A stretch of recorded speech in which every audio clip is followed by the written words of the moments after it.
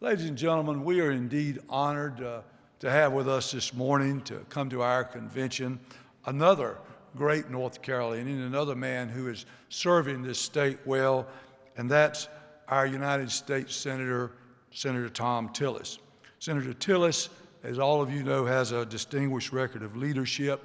He served us in the North Carolina General Assembly from 2006 until his election to the United States Senate in 2014. All of you know that Senator Tillis served as Speaker of the House, and one thing I always admired about Thom Tillis while he was in the House, he could work across the aisle, ladies and gentlemen, as he's doing in the United States Congress right now. He works with Democrats and Republicans to enact legislation that affects all of us as Americans, all of us that are in agriculture, all of us that live all across North Carolina and this great United States. Throughout his career, Senator Tillis has been a strong advocate for business interests and government reform. All of you know that before entering into the legislative and the Congress of the United States, he had a successful career in business. Senator Tillis and his wife Susan, they live in Cornelius with their 2 children. He is currently serving his first term. You know that he is running for re-election. Since becoming a United States Senator at Farm Bureau, I can say our legislative staff, Linda Andrews, Peter, myself, we've always had an open door from Senator Tillis and his staff. It's always been open to Farm Bureau. We have consulted with him on policy positions, worked closely with him and his staff on issues that are important to agriculture and to North Carolina. Senator Tillis, we thank you so much for joining us this morning. More importantly, we thank you for your friendship.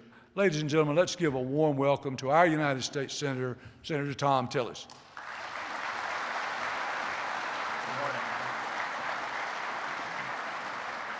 Good morning, everybody. I appreciate you giving me an opportunity to speak with you again. And I send greetings from Washington, D.C., and I'm a little envious. I don't know if any of y'all got to head up to Washington this afternoon, but I do. I'd much rather be back in North Carolina. But I want to thank you all, thank you all for being here. I want to thank Commissioner Troxler. I learned something very early in my time in the State House. When Commissioner Troxler comes into my office, just say yes and then figure out what you've said yes to. It makes the meeting a lot more productive and a lot shorter. But he is somebody we've got to get reelected. There is no better representative. He, across this nation, is regarded as one of the best commissioners of agriculture. And I'm proud to have you as a friend and a supporter, and I'll be working hard to get you reelected.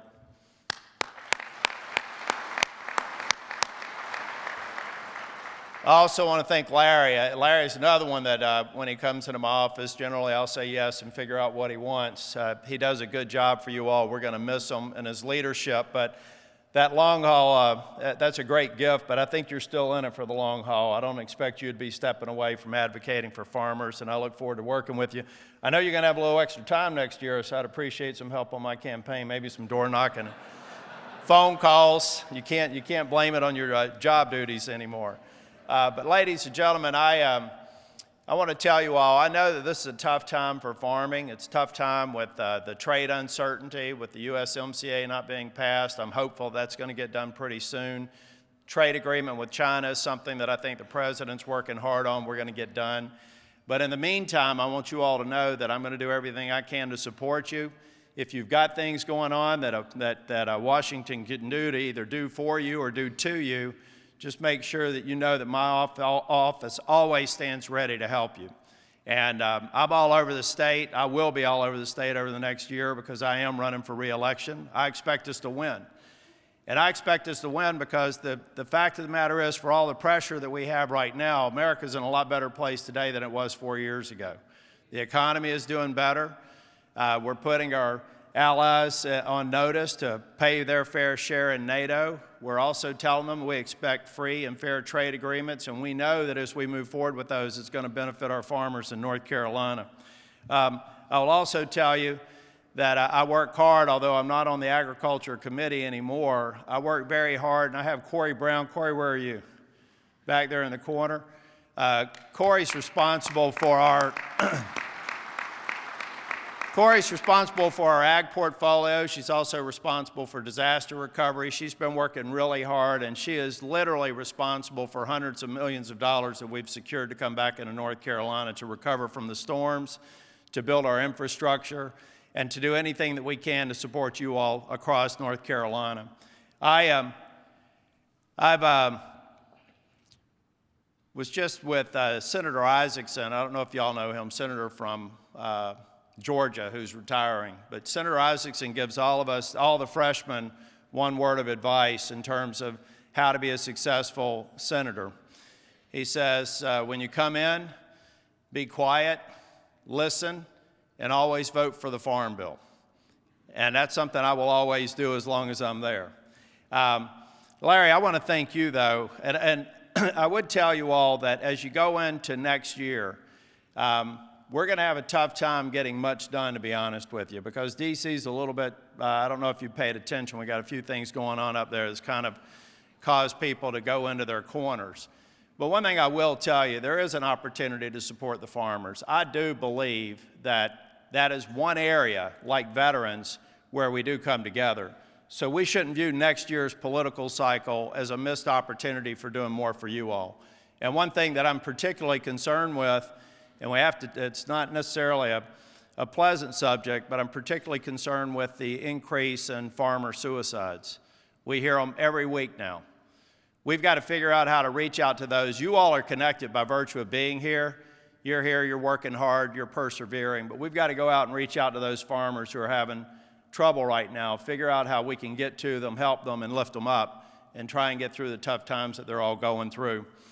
For my part, I'm going to go in Washington and make sure that we make North Carolina, and I have to say, Commissioner Troxler, I'm a little disappointed. I've been telling you for about 8 years that you need to have a $100 billion industry. You're close. Let's get it done this year. Let's make this farm economy in North Carolina one of the top 10 in the nation, the envy of the nation. We're there. We just got to continue to build on it. We've got to do that by reducing regulations, by eliminating some of these frivolous lawsuits, by taking every piece of pressure that we can off of you. And as long as I'm a U.S. Senator, I'm going to do that. Larry, I'm not going to talk much longer except about you. When I first met Larry, I guess I was probably just a freshman the first time I met you back in 2007, 2008 timeframe. And I'm really sad to see him move on. I envy him in a way because you're going to be able to spend more time with your family outside of that campaign work you're going to do for me.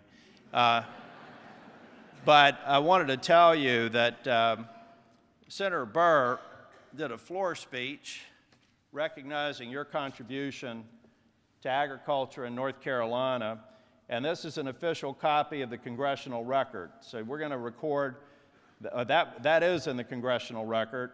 We want to recognize you for your leadership, for your being a champion for agriculture, for all of your past work and all the work you're going to do in the future. But I count you as a friend, and I know everybody in this room counts you as a friend. We're going to be praying for you, enjoying your retirement, but we look forward to the great things you're going to continue to do.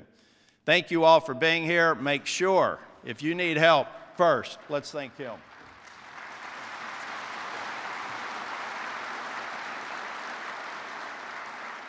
Just make sure, if there's anything I can do for you, please contact my office. We love nothing more than casework. To be honest with you, there's a lot of things up there that deplete your battery.